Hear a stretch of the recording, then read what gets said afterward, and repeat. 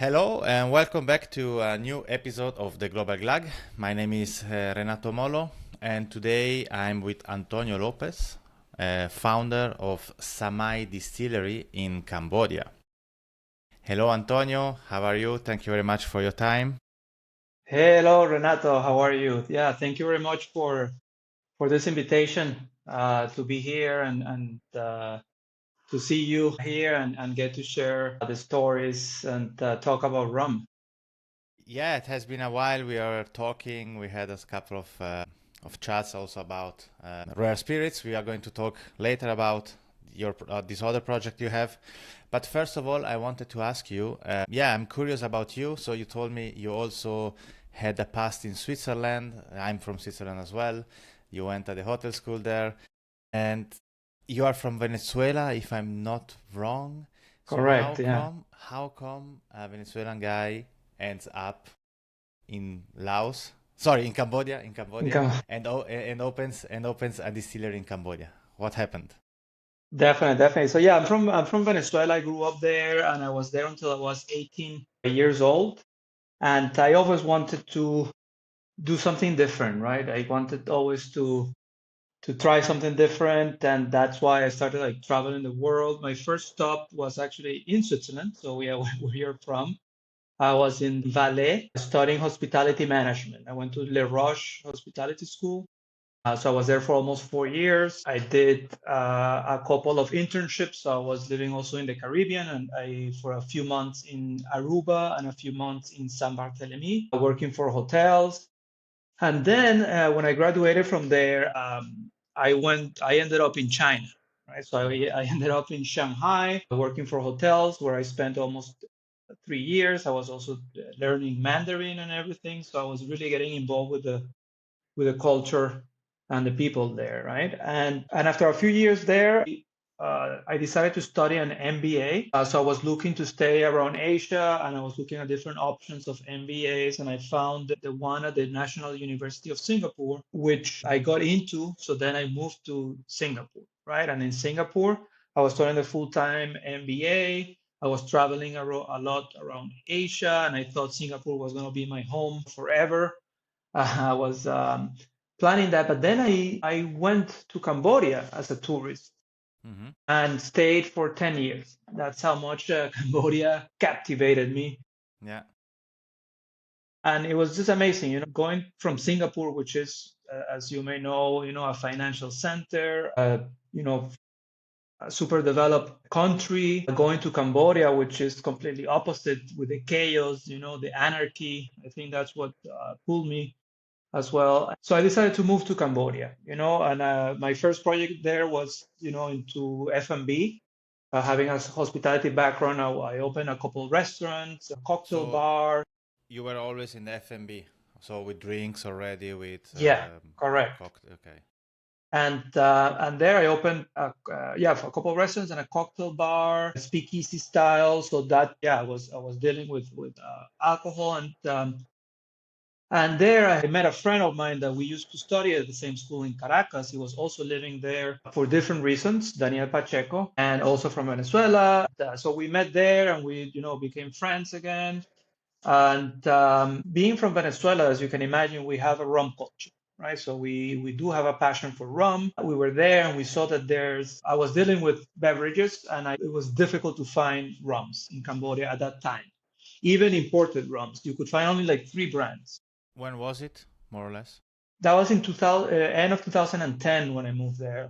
Yeah, 2010, 11. And then it was difficult to find even imported rums, But then we noticed that there is a lot of sugarcane in Cambodia, but there was no local rum. And for us, for Daniel and me, that made no sense at all. So we embarked on Okay. that mission to build Cambodia's first rum distillery and first rum brand that we built from scratch. That was in Okay. 2014. So now it's 10 years you are around, 10 years. and 10 years. And I know I read in an article as well, recently, I think you published it on LinkedIn, about the Cambodian culture. I mean, Cambodians are not really, they were never really into rum. There, it's more whiskey. drinker country, if I can say so. How was the first impact when you started to producing rum as foreigner in Cambodia? And how did the Cambodians perceive it? I mean, how did they accepted it? Or if not, how were they looking at you? Definitely. So when we started with this idea of producing rum in Cambodia, actually a lot of people didn't know what rum was, right? And a lot of people were saying, I don't think you should do this because there's a reason there's no rum here. But for our mentality, it was completely opposite. It's like, I mean, there's no rum here yet, but you need a local rum. You know, for us, it was more like the passion is so strong that we were like, Cambodia needs a rum. And yeah, they didn't know much about it. Actually, when we started, we went to the Ministry of Commerce, the Ministry of Manufacturing, of Agriculture, trying to figure out what kind of permits we need to produce rum. And everywhere we went, people looked at us with a face like, what are you talking about? Know about what kind of permits we need to produce rum. It was only 3 years later that some of these ministries started contacting us saying, okay, you should get a permit for this and that, right? So, and at the beginning, the first few years, so something that we did to educate the local people about rum, because we knew that they had limited knowledge about the rum itself, was that we open our distillery to the public every Thursday night. So every Thursday night, you can go to our distillery. We will have bartenders, music, and you are consuming and trying different cocktails based on rum and doing the tasting flights inside the distillery, surrounded by the barrels, by the fermentation tanks. And at the beginning, that helped a lot to educate. But at the beginning, everybody was calling it whiskey. So, oh, this is a whiskey distillery, because the word rum was actually almost non-existent. It was either whiskey or wine. They will also call us, oh yeah, you produce wine, right? Mm-hmm. So it was definitely a big learning curve for Cambodians to learn what is actually rum. And we still today, after 10 years, we're still open every Thursday night to the public. Now people at the beginning, the first few years was mainly expats and foreigners who will come to our distillery and enjoy that. If you go today, it's around 80 to 90% Cambodian customers that we get into the distillery. So it has changed, it has evolved into that. And also, it's always, I see it also here, we have a restaurant, and it's also important to have local customers. I mean, mainly normally you focus on foreigners because, of course, they already have the knowledge, but once you get the locals, then you can keep also the business is turning, it's easier also for your business to produce rum. And now, so you are basically selling your rums also for the local market. I read mainly hotels, high-end places, or also among locals. How does it work? How does a Cambodian drink, Yeah. for example? How is the habits there? So yeah, nowadays it's very accessible right now in different locations. We sell because we have the bar open to the public, and it became like a brand house. So also we're starting to open sometimes on Saturdays, that we started actually very, very recently on Saturdays, and also other days of the week.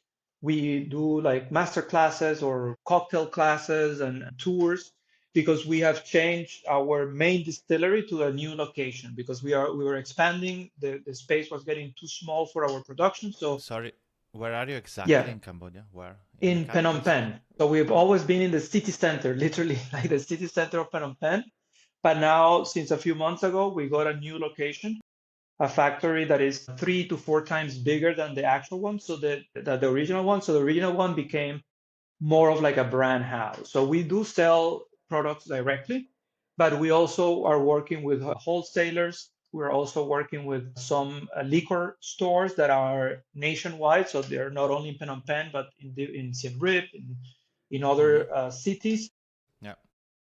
You can see it in a lot of bars, cocktail bars. All the five-star hotels, they have Samai Rum. Um, and but it's so it's quite the duty free as well, for example. So in the duty free at the airport, you find Samai. So it's now you can find it in different shops, bars, restaurants, five-star hotels, duty free. But being a craft distillery and with very small production, but in very high quality and handcrafted, it is a rum that is a little bit priced above other rums, Yeah. other imported rum. And what does the Cambodian medium rum drinker drink? Mainly white rum, or does it like also aged rum? How does it, the approach you have with the... Yeah, so at Samai we have four main products, right? So we have the Samai White Rum, which Yeah. is still aged. So it's a blend between pot still and column still. Then we age it for 2 years in ex-bourbon barrels, and then we do a charcoal filter process to extract a bit the color, right? So it's still an aged premium rum, but it's the white rum. Then we have the gold rum, which I would say is the one that it's drink the most in Cambodia. It's actually the gold rum, which is aged from 2 to 4 years. Sometimes we add 5 years in the blend. And that's a blend between also mainly pot still. So it's around 80% pot still, 20% column. And there's ex-bourbon, French oak, American oak, and sherry cask in the blend. Then we have a spiced category rum, which is the Samai Kampot Pepper Rum. This I would say is our flagship product. So Kampot Pepper is considered one of the best peppers in the world. Okay. It's one of the only peppers with the denomination of origin, which is controlled. So only in a small section of the province of Kampot you can produce this pepper, and it has to be certified by the denomination of origin, right? And I believe it's the most expensive pepper in the world. If you go to buy it in Europe, it's like difficult to find and very expensive. So we actually do a spice rum with only that one spice. So there's a spice rum you can add like cinnamon, vanilla, clove. In this case, we say, okay, if in Cambodia we have the best pepper in the world, which is the Kampot pepper, why mix it with other Of course. spices? So we did only that one. And then we have a Pedro Jimenez rum liqueur that we took some barrels of Pedro Jimenez there, and we actually add the aged rum in the Pedro Jimenez, but the Pedro Jimenez still has Pedro Jimenez inside. That's why it's not a rum aged or finished in Pedro Jimenez cask. It's literally a liqueur. Okay. With the rum. So I would say that Cambodians are mainly between the middle two, right? So they are into the gold rum, which is the age, and the Kampot pepper, because for them, that is used almost every day in their diet, in the food. Yeah. For cooking, Kampot pepper is a must. Even me, like I travel with a Kampot pepper grinder in my luggage everywhere I go, because I was never a pepper person before, but Kampot pepper transforms you. So yeah, Cambodians are more into the gold and the Kampot pepper rum. What about, yes, you were talking about the pot still and the column still you're using. Can I ask you what type of pot still and column still you are using? Is that something you bought from Europe maybe, or something locally made? What can you tell us about? Yeah, so the pot still, we brought it from Portugal. So it's 100% copper pot stills, handmade. 500. We have two of them at the moment, which are 500 liters each. Okay. And they have like this onion head. So it's so you have the pot, the onion head, and then you have a rectifying lentil, which actually makes us be able to distill our rum in one run. So we don't have to do double distillation. Okay. Yeah. Because that rectifying lentil, which is retort system, I think some call it, or actually what it does is that it actually lets the vapors condense inside the pot still and then go back. So only the finest vapor of the distillation goes through to eventually get distilled.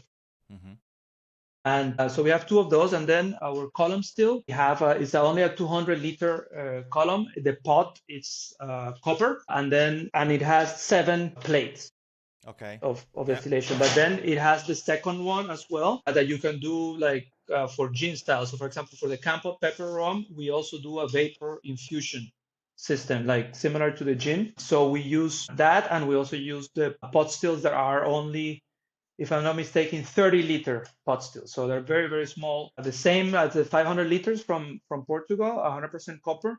We also have 2 of those at 30 liters to do vapor infusion, which is really distilling rum with the pepper as a bath.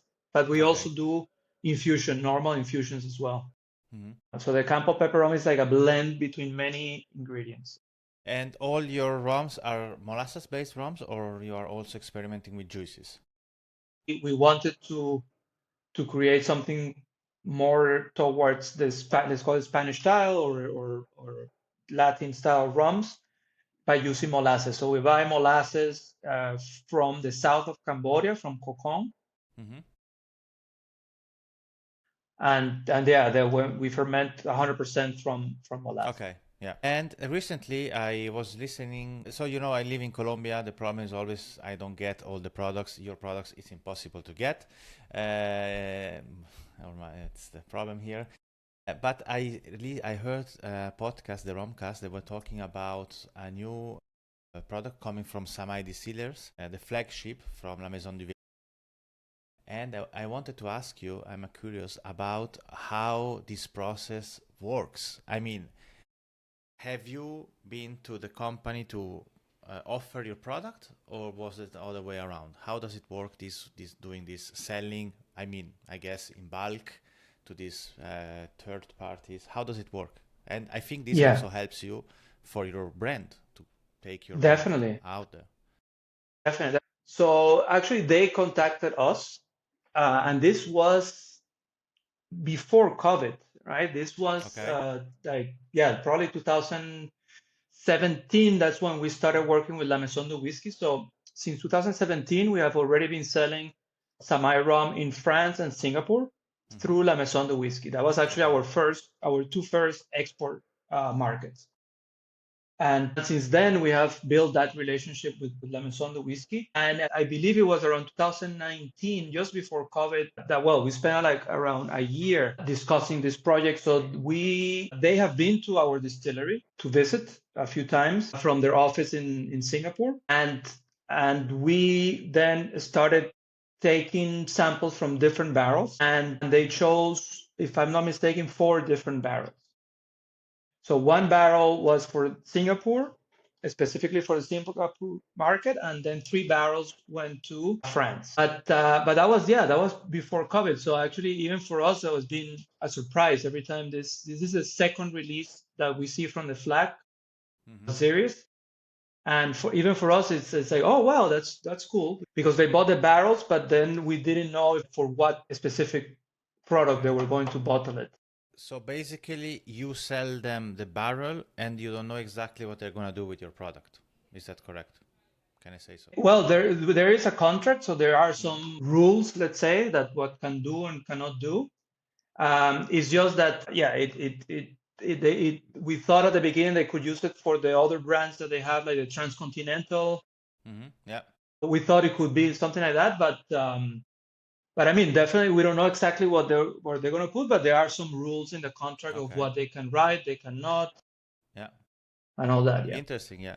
Now, because also I see this rum. Normally, I saw your rums you sell in the 4 rums you produce are all between 40 and 42 ABV, if I'm not wrong. So they're not that high proof.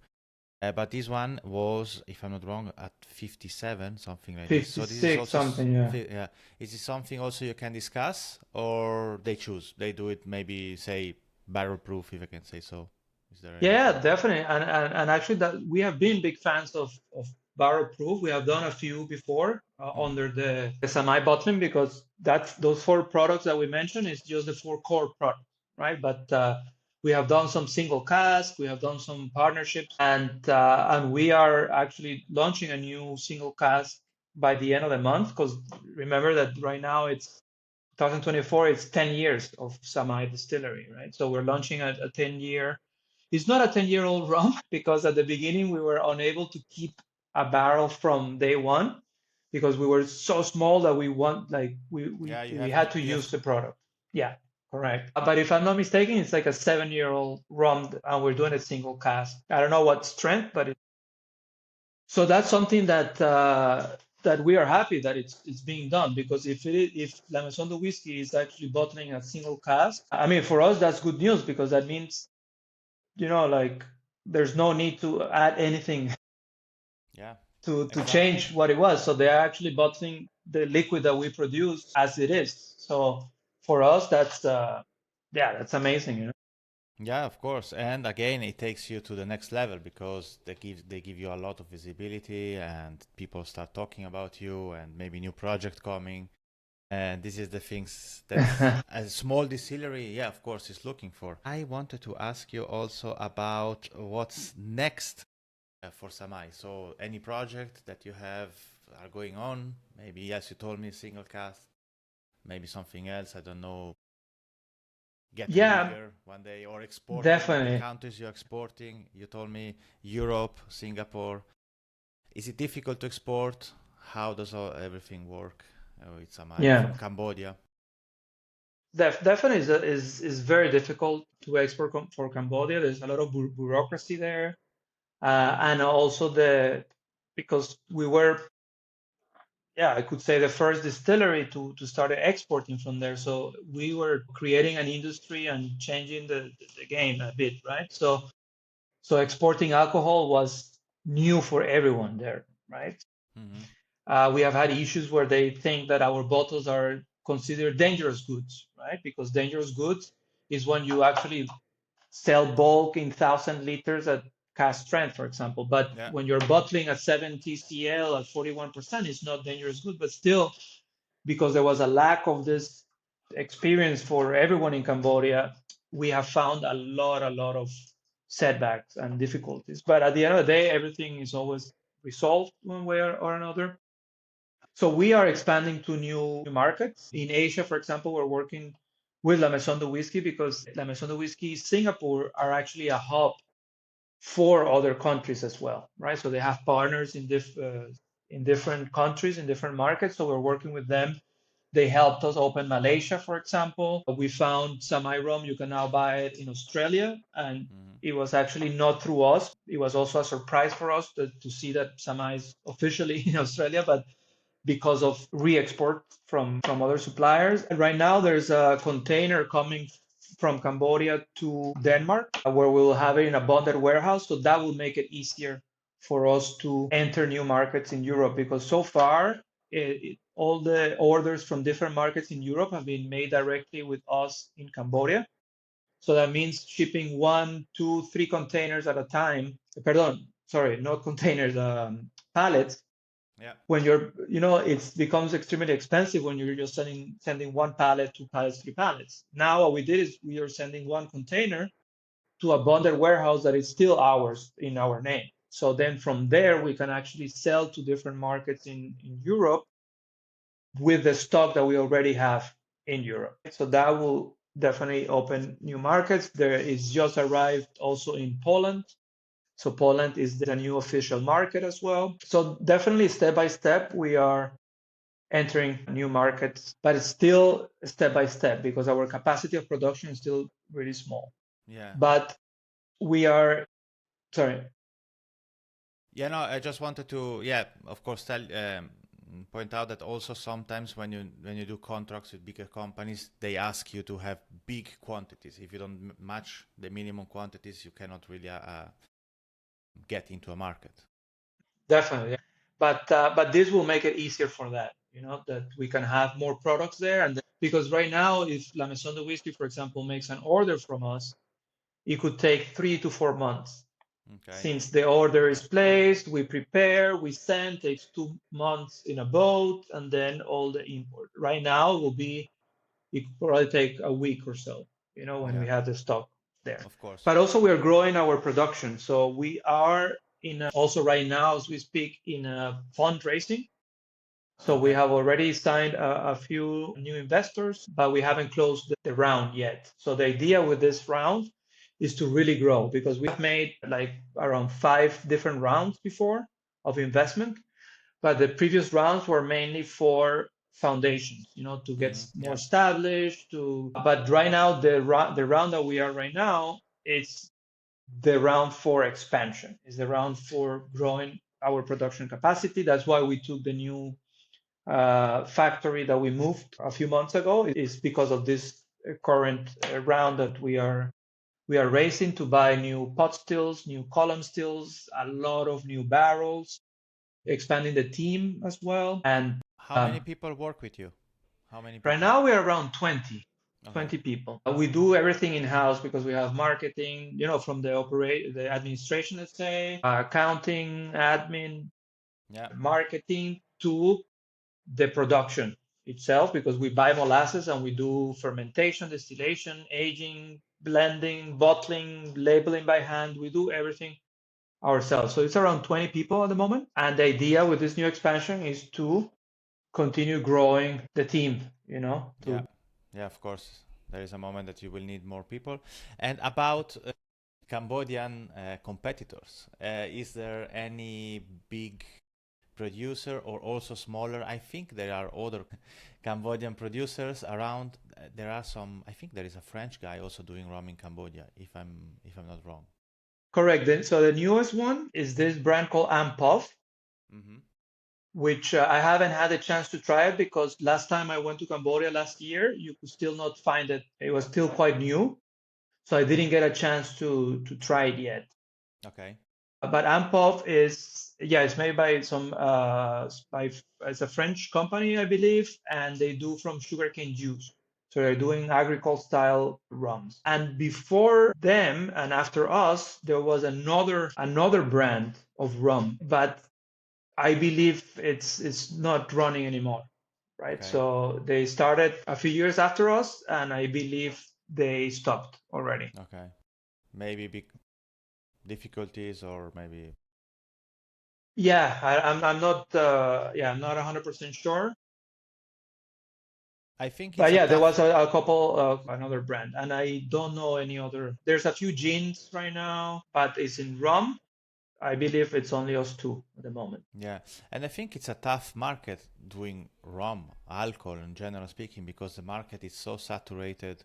So I can imagine also you, maybe the one moment in your career since you opened, have you ever had a moment where you said, "Oh no, please, fuck it, I want to stop. It's too complicated." Have you ever had this sensation, or could you always keep Wow, going? not at all, not at all, Okay. never. For us, it's been such an exciting thing to create because we pretty much created like an industry, right? Like it Hmm. didn't exist at all, right? And that process of, like trying to get the pot stills and barrels for the first time ever, the Cambodia received wooden barrels. They wouldn't understand why you would want an empty barrel, like Yeah. why are you importing this? Like honestly, it was the most beautiful process to create something from scratch. Hmm. And that's the passion that we have as entrepreneurs, right? Because at the end of the day, we are entrepreneurs that for me, what excites me is this. For me, it excites me to have an idea in my mind, have a lot of people saying that it's a really bad idea and you should not do it. That's where I get the most excitement to actually actually do it. And yes, it's gotten super difficult. I mean, it's gotten extremely difficult. So I'm not saying that it was a piece of cake. Of course. And there has been moments that we have been very stressed, very worried, and yes, have been moments that you could say like, shit, like we Why? we we could close in a moment because if we don't do it well, whatever. But I think that's different from us saying, okay, fuck it, let's just I shouldn't do this. It was different. It was more like we will find a solution, right? We always know that a solution is there, and I think, having that persistence, that perseverance to actually keep going, keep going, keep going. Hopefully we can prove in a few more years that okay, it makes sense, it makes sense to do it. And it's always easy to give up and say fuck it, let's do it. Yeah. That's easy. That I could do tomorrow if we wanted to, but it kind of never crosses our minds, I believe. Yeah, that's the persistence is the most important thing. Also, we, of course, here we are running a business, and it's never easy. Different culture, different mentality, but it's everything is possible as long as you have, as you say, the passion, and if you want to keep going, you will never give up. Speaking of your activity, so you live in Madrid, isn't it? In Spain, correct? I'm in Spain. I'm right now Okay, in Malaga. okay. But I could say that Madrid could be the base, but I'm kind of a nomad at the moment. Okay. Uh, so you're also the founder or co-founder of Rare Spirits. This is. Can you explain us exactly what Rare Spirit is and what's the aim of this group? Yeah, that's a very tough question. What is Spirit Society? How did you start with? Why did you decide to start with Rare Spirit? Sure, sure. So Red Spirit Society, it's a global community of rum aficionados. Let's say we have right now almost 700 members from more than 35 countries around the world, and it's you have people who enjoy a glass of rum, and rum is their to-go spirit, and they're passionate about it, but they're not necessarily from the industry. They just enjoy rum. Mm-hmm. But then we also have collectors, people who collect bottles, people who own barrels. We have distillery owners, brand owners, chemical engineers, rum maestros, distributors. So we actually have had the capacity and been able to create this community that connects consumers with producers and everything in between, Mm-hmm. right? So this is a project that it was it was founded by Luigi Rockets and myself. So we're the two co-founders of Rare Spirit Society. We started in June of 2023 of last year, and this idea started. I believe it was pre-COVID or around COVID, but it had nothing to do with COVID. It's just that it was around that area when I met Luigi in Madrid, because he also lives in Madrid. So we met there, and he's also very passionate about rum. So we started, like spending time together, going out, and as a Venezuelan, he loved rum, but he didn't know all this, like crazy What's stuff behind? about Jamaican, funk rums and all these things. So he started getting like excited and interested about this world of rum. So we decided to create this community online to kind of share the knowledge of rum, because he said that if he loves rum and doesn't know much, he said, I'm sure pretty much everyone or a lot of people are in the same situation. So why don't let's share this world of rum with everyone, right? So that's how pretty much started. We worked for like a year or more before we launched to actually understand what we want to do with the society. Mm-hmm. And there's many different arms that we have, right? Because we're a community, right? So we're all together, we're sharing knowledge, we're discussing rum, but it definitely goes beyond that, right? So at Rare Spirit Society, we have three. The Rare Spirit Society cocktail has three main ingredients, right? So one ingredient is 1 ounce of exploration spirit, 2 ounces of rare rums, and 3 ounces of community. So this is how we can explain the society. So the exploration spirit is about this educational part, right? So we travel also the world in search of rums, right? And we bring our members with us. We have created a documentary series that we just started this year, actually. So Yes. we filmed the first episode. So the pilot was filmed in Cambodia. We filmed it last year. So 8 members of Rare Spirit Society came with us. We went to Cambodia for 10 days, and we traveled all over Cambodia, including a visit to Samai Distillery to showcase the country and its rums, right? So we have this tagline that says, to fall in love with a rum, you must fall in love with its country. So rum is not like, okay, this is rum from Cambodia. No, it's also about like, what is the culture of Cambodia? What is the food of Cambodia? The music, its people, right? All this actually represents what Cambodian rum is all about, right? And that's where we bought 4 different barrels from Cambodia, right? We're already planning next year the trip to Venezuela, Mm-hmm. hopefully Yeah. in May.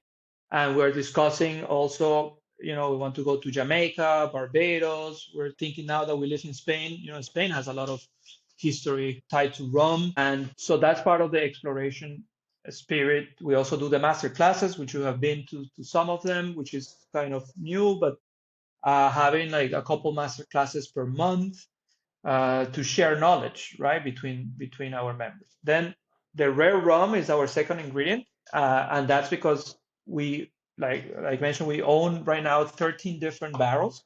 We have barrels from Cambodia, Salvador, Mexico, and Puerto Rico. And the idea is that they're aging at the moment. And once they get aged and we do the bottling, so the members of Rare Spirit Society will have access to those bottles, right? Plus, they choose the barrels with us. So if you see the documentary in Cambodia, you can see us trying different barrels and members voting, okay, let's get this barrel. So we chose, I think it was a 60-year-old French oak, 100% pot still rum. And then the third ingredient is the community, because this is really what we are all about, connecting people all around the world and bringing the rum industry upwards, right? So that's like a little intro of what the three main components of Rare Spirit Society. Can anyone be member of the group, of the WhatsApp? Because you have the WhatsApp group, which is the Speakeasy. You are going to change it, I saw. You are going to change the name. But is this open for everyone? Let's say it's open space. Well, in a way it is. So the Speakeasy the name will stay the same. It's still the Speakeasy. So the Speakeasy for us is where we all meet, right? So it's the first room, let's say, when you go to a Speakeasy bar, like that's where we all meet, where we all discuss, be it a paid member or a freemium member, we are all there. Now, we're trying to grow that community within the Speakeasy, and then the rebranding that you mentioned, it's like, okay, the Speakeasy is where we all meet, but then there is 3 tiers of membership that people can decide which tier they want to be a part of. But all members from the different tiers are still within the Speakeasy, right? So yes, the initiates will be the first tier of membership, and that will be freemium. So that will always be freemium. So you still can be a member of Rare Spirit Society in that freemium tier.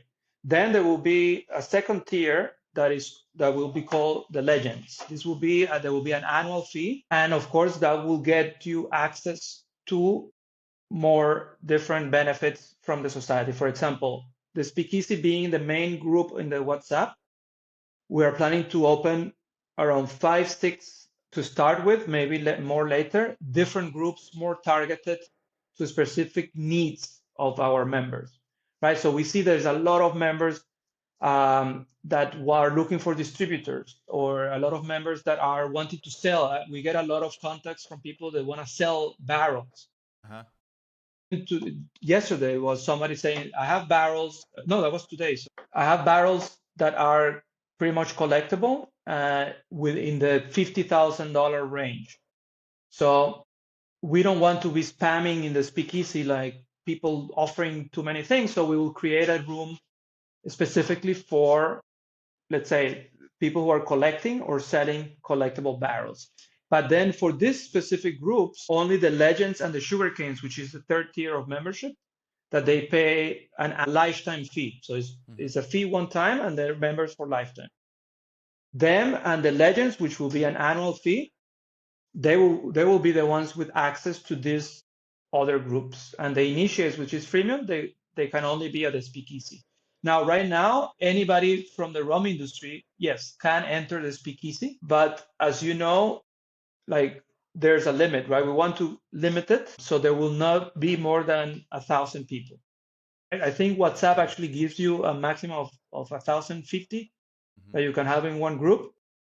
We were even thinking to cap it at 800 maybe, or 800 members maximum. So what will happen is that then there will be a moment where no more people can enter the Speakeasy. So then we will then give more priorities to, okay, the paid members, the Legends, or the Sugarcanes can be in the Speakeasy.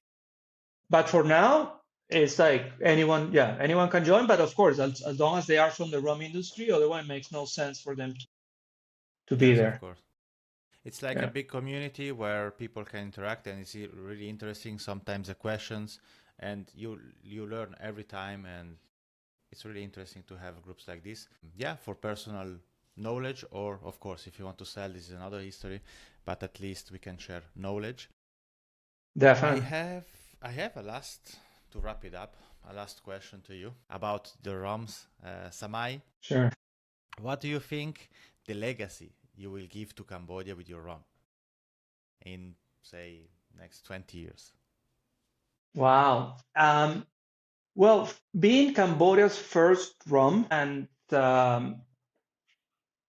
actually we chose a name, the brand name Samai. Actually, we chose it. It's a Cambodian word, right? That means looking towards the future, a next generation, daydream, modern. So we actually chose that word because that's what we're doing. We're creating a new industry, a new company for the new generation of Cambodians, for the modern Cambodia, where they can daydream, with and it's a word that normally when you say the Samai word to a Cambodian, they normally smile because it has a very positive connotation, right? So that's what we wanted to do. It's a brand that Cambodians feel proud that it is their brand, right? So yes, there's two Venezuelan guys behind it who are the co-founders, but it is a Cambodian brand, and we want people to feel that it is their brand, right? So also it's about creating a premium product, right? Because when people that have never been to Cambodia, you tell them that there's a product from Cambodia, they will probably believe that it is of lower quality than a product from somewhere else. So for us, what we have been trying to do is to actually also bring the Cambodian name in the export markets upwards, to tell people Cambodia can actually produce a premium quality product, be it spirits or be it anything else. I mean, Kampot Pepper is already doing a good job at that, positioning themselves as the best pepper in the world. But that's something that we really wanted to do. It's like to show the world outside of Cambodia that Cambodia can produce premium quality products. So I believe that's what we could leave to them is a brand that is very Cambodian, they should feel proud of, and putting the Cambodia name in a high position outside of Cambodia. Yeah, that's really nice to do. Sometimes I think I also have an experience here in Colombia. Sometimes people, example, cacao or coffee. The majority of cacao and coffee was always exported, but now they have this knowledge. The industrials also, or smaller companies, that they can do quality cacao, and they start to produce chocolate here. So it's something which sometimes you have to learn. It takes time, but yeah, it's also thanks to people like you that locals can take pride of what they are doing and what they have locally, because sometimes they take it for granted and they don't really give added value to the product. But that's really nice that people can change their mind and can use their product to take them a higher level. And just to complete that, if I have time, is Please. that Yes. we actually, our master distiller her name is Champik, Dara Champik Moang. She's Cambodia's first rum maestro, of course, Okay. Yeah. and she has been with us in the team since day one. She was the first person that we hired back in 2014 and started working with us. So she's a chemical engineer. She did a master's in fermentation, but she was specialized on rice spirits because Okay. that's Yeah. what the other spirit that they produce in Cambodia is the rice wines and rice spirits. So she did her master's in fermentation of rice. And then we taught her the beautiful world of rum. And since then, she has been with us till today. She has been involved in every part of the process, of course, from fermenting, distilling, and now blending and the whole process. So it's also interesting to say that our master distiller is Cambodian grown because she learned the industry there together with us, and she's actually I could say the big boss of Samai. It's Yeah. Champik, So that's And also interesting to just, like it is a Cambodian person behind the whole yeah, and, production and maybe process. she has also her little secrets for the fermentation process to use Definitely, also to the rum, your your how do you say, your personal touch, if I can say so. definitely. Okay, Antonio, I don't know if you have something, a last thing you would like to add. I forgot to ask you. Anything you would like to say to wrap it up? No, so what I could say is that Thank you very much for the opportunity to share the two stories of Samai Distillery and Rare Spirit Society. I mean, we are in a few markets at the moment in Europe, Asia. We're not yet in the US, but what I could say, if you want to try something different, of course, and you want to know more about it, I mean, feel free also to contact me, directly, and I can answer any other questions for if people, our listeners, have any questions. I will put, or if you give me your permission, I will put your email so people also can contact you, the website, all the details, so they can contact you. Definitely. In the case of Rare Spirit Society, yeah, we're growing this community every day, connecting rum consumers, rum aficionados with the rum producers and everything in between. So anybody who's also interested to share their knowledge with the other members, and definitely also I welcome them to join us at Rare Spirits. I mean, we're going to be launching the new website of Rare Spirit Society soon, where because right now everything is very manual. How you go into our societies through contacting us directly on WhatsApp and all this, but we are trying to make it easier and through the website. So that will be launched in a couple weeks. So and yeah, all our contacts are there, and I'm happy to always connect with people in the rum industry, and let's bring the rum industry upwards. Yes, shoulders back. Shoulders back. Thank you very much. Thank you very much, Antonio. And yeah, hasta pronto. Hasta pronto, Renato. Thank you very much.